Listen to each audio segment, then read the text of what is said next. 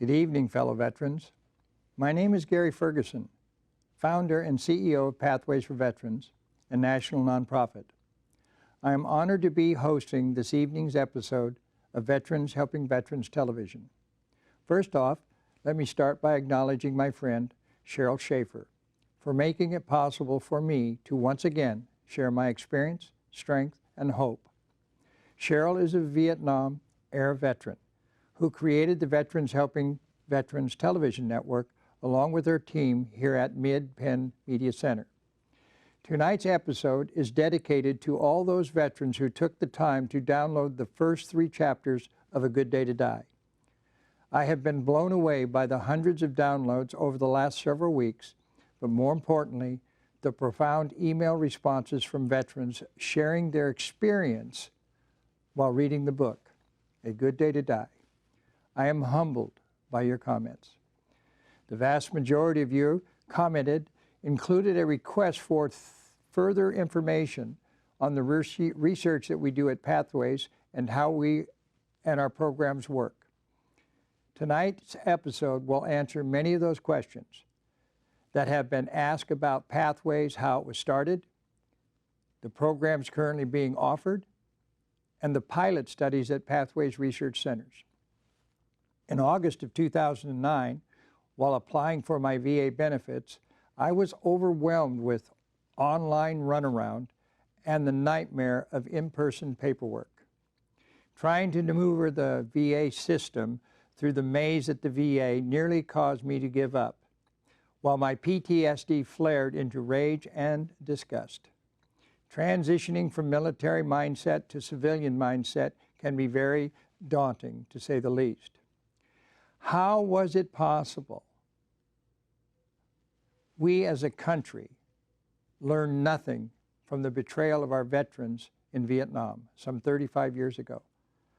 How is it possible our returning veterans from Afghanistan and Iraq to be in such a state? Vietnam veterans refer to it as the China stare. The lights were on, but no one was home. My intention for tonight's episode is to provide our returning veterans with a roadmap for transformation back into civilian life without all the drama from the trauma of deployment. If there's one thing I've learned over the last 30 years working with veterans, is that they don't know who to trust other than their buddies who are no longer by their side and have their six. Once again, I have broken down tonight's episode into 3 parts for easier understanding. Part 1, where am I now without my mission that has given me purpose? Part 2, who am I if not my military identity? And Part 3, who can I trust as my trusted source in my civilian life? Part 1, within several days of being returned to civilian life, my first question was, where am I? Your military training teaches you to always know your location and the resources you have at hand. Is it possible to get to where you're going without knowing where you're currently at? In order to reach your objective, you must take stock of your overall situation in order to proceed. Good orderly direction is ingrained in your military mindset and magnified throughout your civilian life. It took me several years after being discharged to learn to survive in the civilian world, let alone how to thrive in it. Now, some 30 years later, between applying my benefits and learning how to maneuver in the government bureaucracy, I realized that somebody had to step up and help these young veterans returning to civilian life before it was too late. In 2010, Pathways for Veterans was founded to provide support to our veterans in order to avoid the pitfalls while returning to civilian life. Our mission was clear and simple: to provide a safe environment where all veterans would have the experience of being heard and were given the tools to reimagine themselves in mind, body, and spirit. All Pathways services were to be provided at no cost to the veteran or their families. Now Pathways research centers are now providing cutting-edge science along with new technologies to support veterans in the relief from their symptoms of anxiety, stress, and insomnia. We are veterans helping veterans without all the belief systems that separate us from becoming responsible for our individual well-being. The starting point at Pathways is located on the main navigation bar, simply by contacting us. Then you'll receive an acknowledgement letter for your service from Pathways thanking you and providing you a password to unlock the members page. The only requirement for membership is a desire to become responsible for the outcome in your life. The first step consists of the VIA survey. That reveals your individual character strengths. These strengths are instruments in the development of your belief systems. Belief systems are generally formed in two ways: by our expectation or inferences, deductions, or by accepting what others tell us to be true. Most of our core beliefs are formed when we are children with the influences from outside sources like our parents, environmental conditions, social conditioning, and our peers. The truest definition of belief is the power that causes things to happen in one's life. Most people define beliefs as their inward convictions or feelings of certainty about what something means. A belief is both mental and emotional and are deeply rooted with it and our subconscious level. The root of behavior changes lies within one's identity.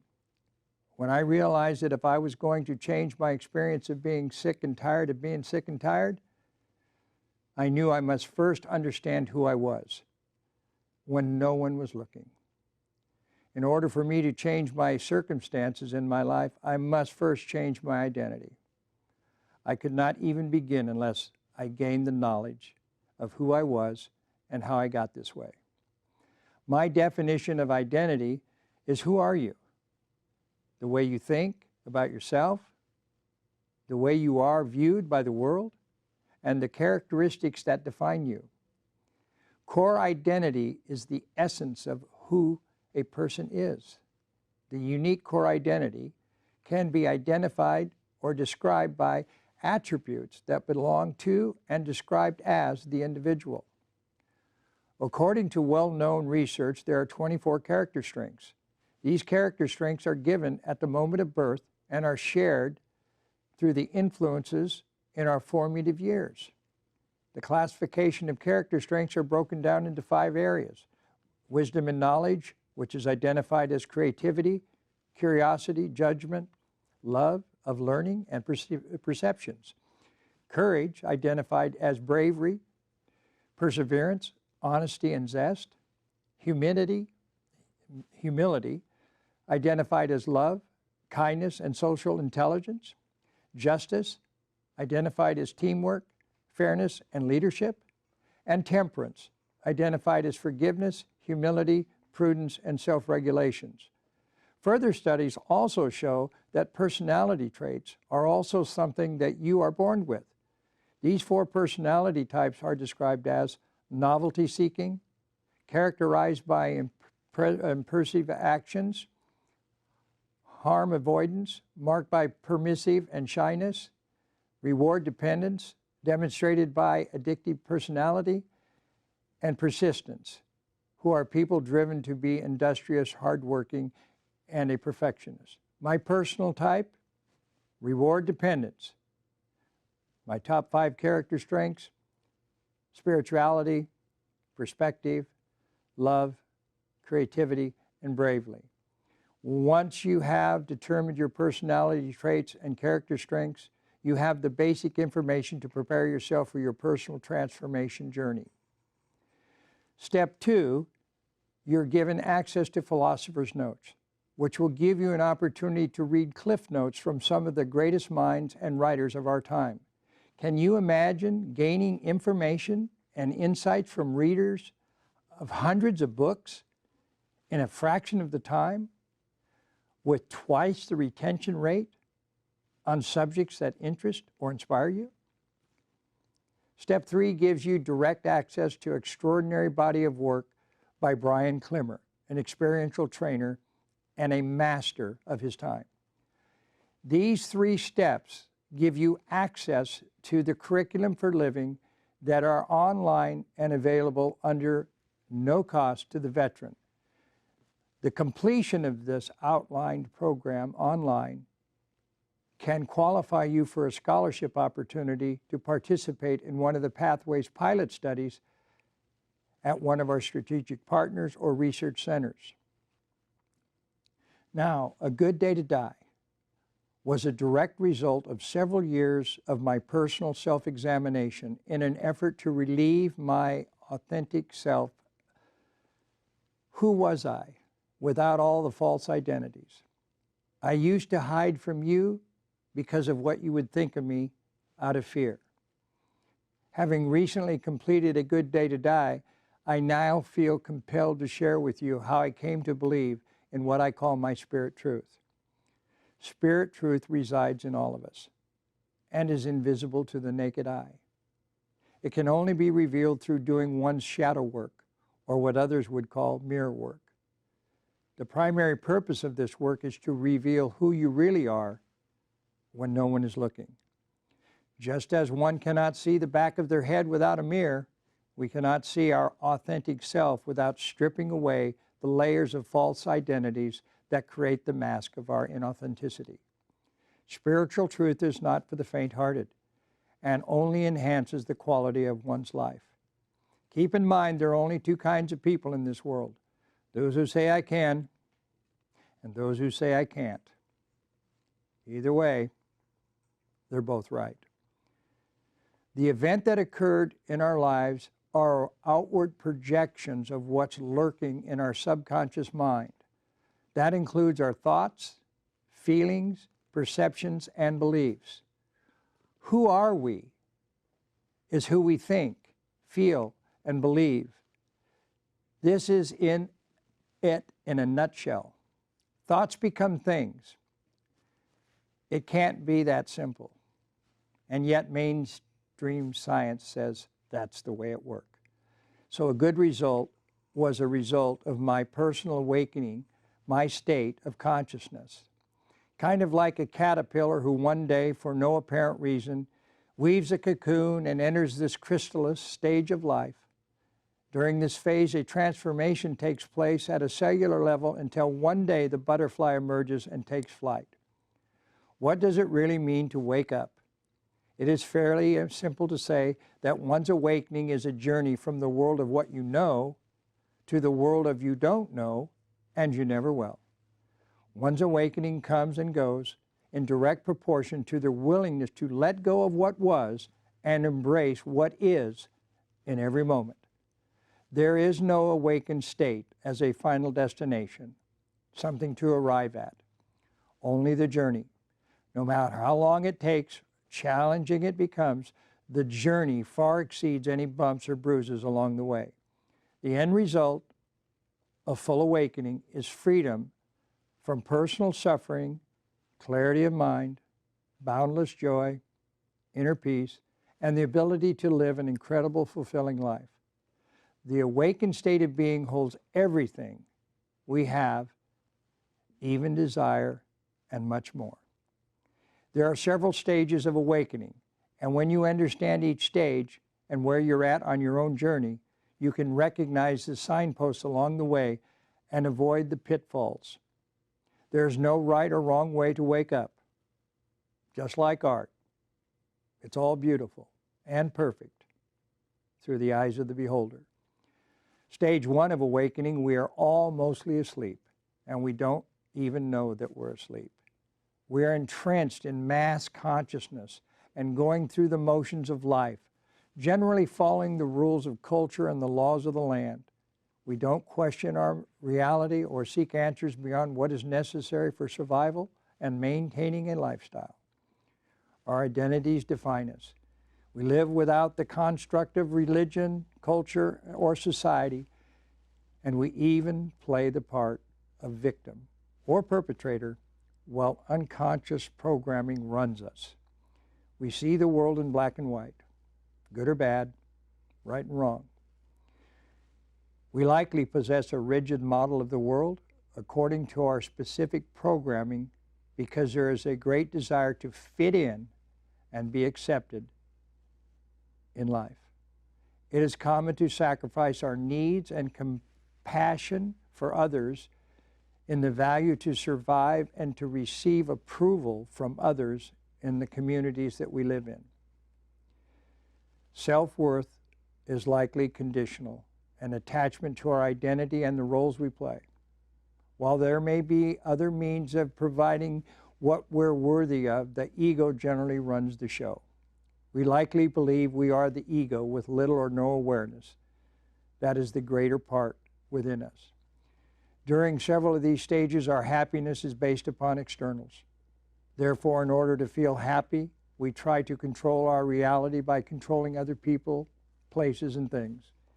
We attempt to control our lives for both happiness and security, and is more likely than not that our emotions rule our actions.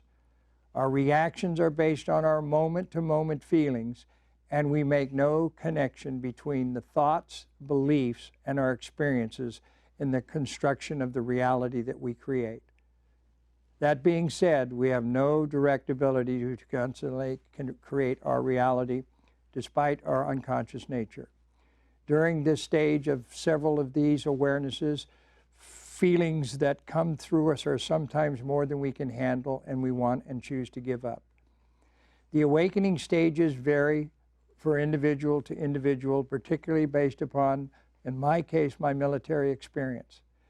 The first signs of movement for me came from my unconscious desire to continue to serve others and not really having a roadmap. When I started to come up with these uncomfortable feelings, I knew that there was something wrong and missing. When I started to develop the program at Pathways, I sought out some of the greatest minds that I could find. I sought their counsel, I went through their training, I asked their advice, and we created the program that we now have at Pathways for Veterans.